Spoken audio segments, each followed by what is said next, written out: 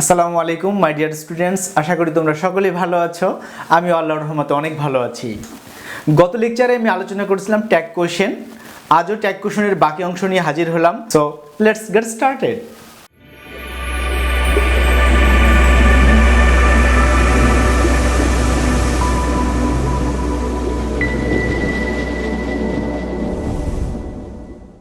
স্টেটমেন্টটি যদি ওয়ান দিয়ে শুরু হয় তবে ট্যাগের সাবজেক্ট হবে ওয়ান।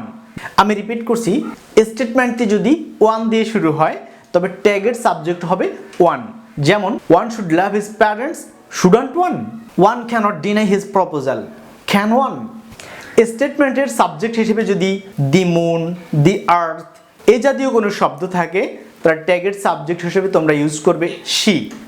আমি রিপিট করছি, স্টেটমেন্টের সাবজেক্ট হিসেবে যদি দি মুন, দি আর্থ এই জাতীয় কোনো শব্দ থাকে তার ট্যাগের সাবজেক্ট হিসেবে তোমরা ইউজ করবে শি। যেমন the moon gives us light at night, চাঁদ রাতে আলো দেয়।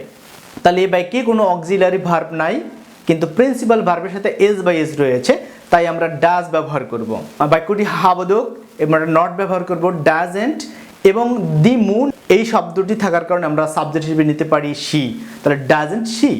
The moon gives us light at night, doesn't she? My dear students, এই ছিল ট্যাগ কোশ্চেনের মোটামুটি আলোচনা। আশা করি তোমরা এই লেকচারটি থেকে বেশ উপকৃত হবে। আমি প্রথম লেকচারে ট্যাগ কোশ্চেনের শুরু থেকে আলোচনা করেছি, আজকের লেকচারেও ট্যাগ কোশ্চেনের শেষ পর্যন্ত আলোচনা করেছি। এছাড়াও তোমরা তোমাদের নিজেদের পাঠ্য বইটি দেখবে, পাশাপাশি আমার এই লেকচারটি দেখলে তোমরা ট্যাগ কোশ্চেনটি পুরোপুরি আয়ত্তে নিতে পারবে। আর আমার এই লেকচারটি যদি তোমাদের ভালো লেগে থাকে, আমার ভিডিওতে একটি লাইক দেবে, তোমার মূল্যবান কমেন্ট লিখবে এবং ভিডিওর লিঙ্কটি শেয়ার করে ওই সমস্ত বন্ধুদের কাছে ছড়িয়ে দেবে যারা ইংরেজি গ্রামার শিখতে আগ্রহী। আমি পরবর্তী লেকচারে গ্রামারের অন্য কোনো টপিক নিয়ে তোমাদের মাঝে হাজির হব। সে পর্যন্ত সকলেই ভালো থাকো।